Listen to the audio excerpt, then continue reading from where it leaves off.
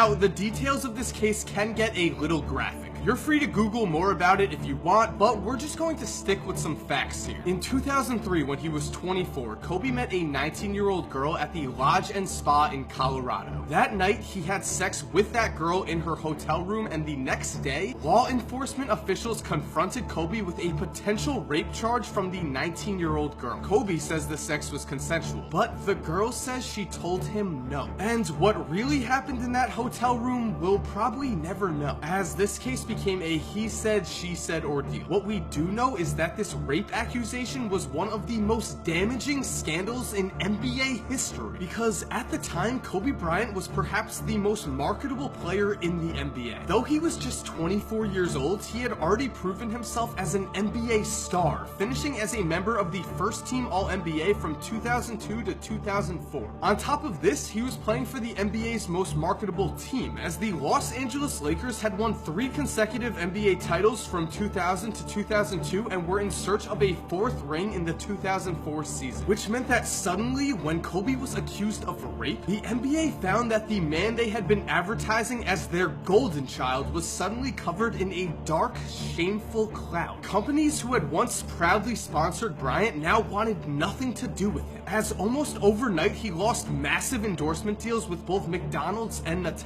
As for the Lakers, they now found themselves with a seemingly impossible challenge to overcome, because while they had won 3 straight championships from 2000 to 2002, the 2003 Lakers lost to the San Antonio Spurs in the 2nd round of the playoffs. And so, this potential NBA dynasty that had once seemed unbeatable now found themselves feeling very mortal. Add on to this the fact that Kobe's sexual assault case dominated headlines all season, with Kobe flying back and forth from Colorado to Lakers games all year to deal with his trial, and the recipe for potential disaster was certainly in play. And this recipe for disaster was realized when reports leaked out that when talking to detectives in Colorado, Kobe was on record as saying, "I should have done what Shaq does. Shaq would pay his women not to say anything." Yes, Kobe claimed that Shaq had already paid up to $1 million to various women for situations like this. And so if you're a Kobe fan and you think he's not guilty, that's fine. Like I said before, we'll never really know what happened in that hotel room. Just know when this all started to blow up in Kobe's face, the first thing he did was throw his own teammate under the bus. And since it was Kobe and Shaq and they already had some pretty serious chemistry problems, it's no surprise that next season Shaq was playing for the Miami Heat. And so thanks for watching, guys. I hope you enjoyed